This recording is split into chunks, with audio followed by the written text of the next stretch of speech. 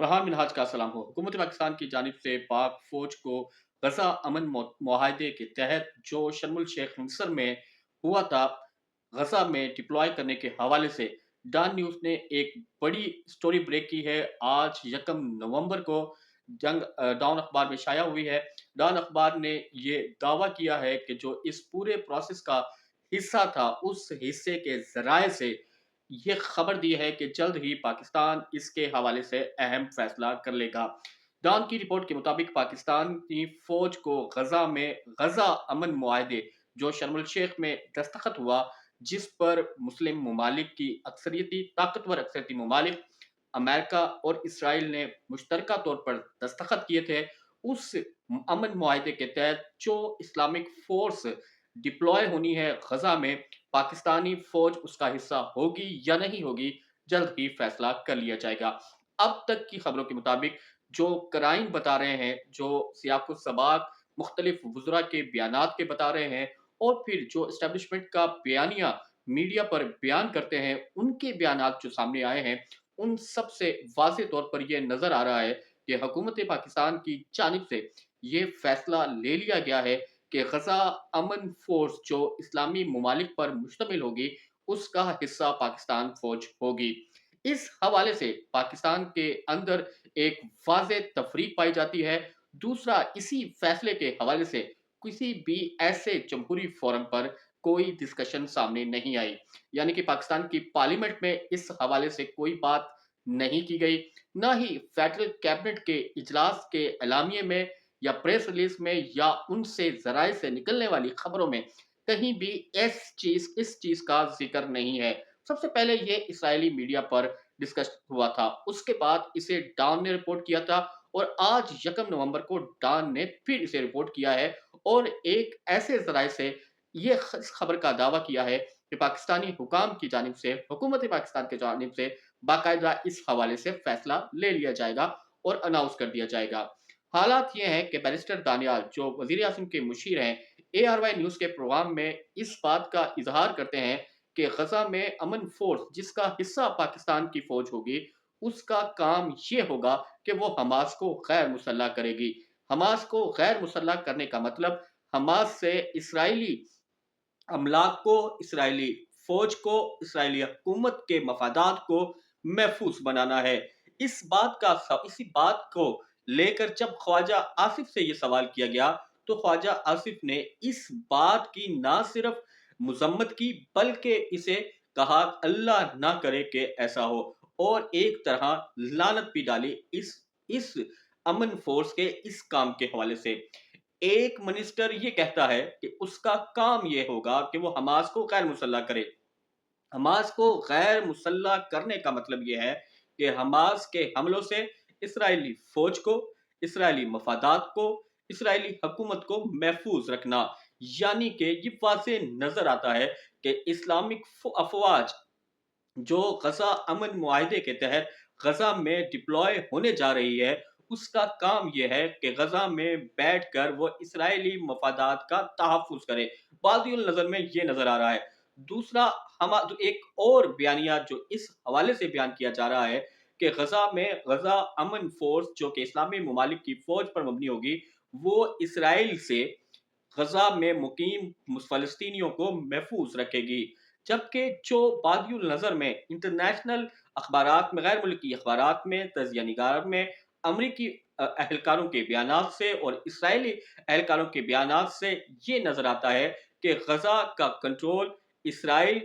फलस्तीन को देने के बजाय एक ऐसे इस्लामिक फोर्स को देना चाहता है जिसको कंट्रोल अमेरिका कर रहा हो, और वो अमरीकी मफादात के मुताबिक गजा में अमन को कायम करे, गजा में इस तरह का माहौल कायम करे कि गजा से इसराइली मफादात को नुकसान ना पहुंचे। ऐसे तबकात, जो फलस्तीनी तबकात जो बैतुल मुकद्दस की आज़ादी पे यकीन रखते हैं, जो फलस्तीन को अपनी असल शक्ल में बहाल करना चाहते हैं, इसके लिए मुज़ाहमत पर यकीन रखते हैं, उन मुज़ाहमती किरदारों से, उन मुज़ाहमती तहरीकों से, उन मुज़ाहमती जमातों से और उस मुज़ाहमती फ़िक्र से اگر کوئی سب سے پہلے نبرد آزما ہو تو وہ غزہ امن معاہدے کے تحت ڈپلوئے کی گئی امن فوج ہو۔ یہ بظاہر واضح طور پر نظر آتا ہے۔ بہرحال پاکستان کے وزراء میں سے جس بھی وزیر سے اس حوالے سے جو بھی بات پوچھی گئی،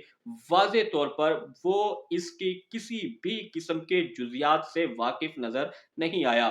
واضح طور پر نظر آیا کہ ہر وزیر اس سے بے خبر ہے۔ اب وہ یہ ثابت بھی نہیں کرنا چاہتا کہ وہ اتنے بڑے فیصلے سے بے خبر ہے، اس لیے وہ اپنی سوچ سمجھ جذبات کے مطابق اس سوال کو یا اس معاملے کو انٹرٹین کر رہا ہے۔ بیرسٹر دانیال بھی ان میں شامل ہیں۔ وزیر دفاع خواجہ آصف بھی انہی وزراء میں شامل ہیں۔ عطا تارڑ کا بھی یہی حال ہے۔ معلوم آخر کس کو ہے؟ بہرحال لگتا تو ایسا ہے اس فیصلے کے حوالے سے وزیر اعظم شہباز شریف بھی بہت زیادہ نہیں جانتے۔ بہرحال اب تک غزہ امن معاہدے کے تحت پاک فوج کے اسلامک فورس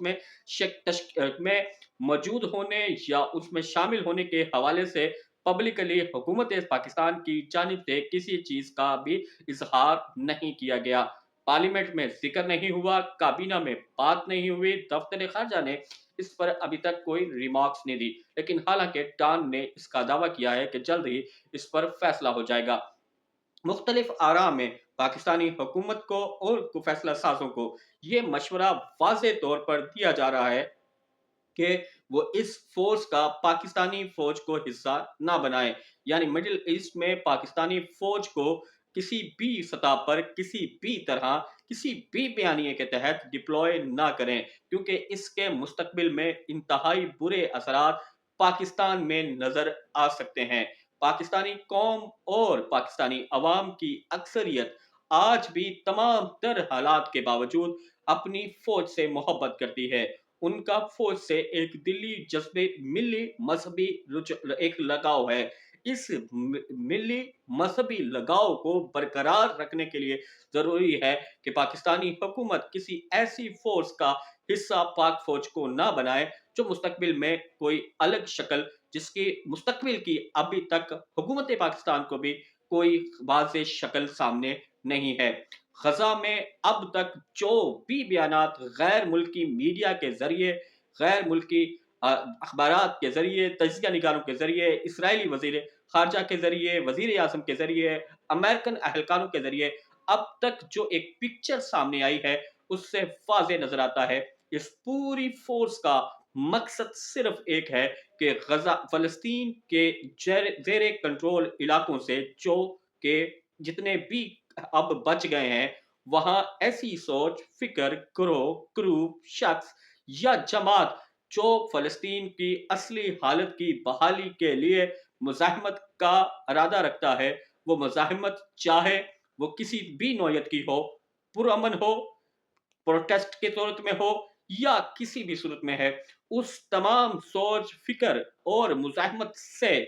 اسرائیل کو بچانے کے لیے ان کے سامنے ہی اسلامی فورس کو کھڑا کیا جا رہا ہے اور اس کے اوپر امریکی صدر ڈونلڈ ٹرمپ کو نگراں بنایا جا رہا ہے۔ اسی وجہ سے پاکستان کے سنجیدہ حلقے اور اس تمام معلومات پر نظر رکھنے والے حلقے یہ چاہتے ہیں کہ حکومت پاکستان اس قدر متنازع ترین فورس جو کہ مستقبل میں نظر آ رہی ہے کہ متنازع ہوگی، اس کا حصہ نہ بنے۔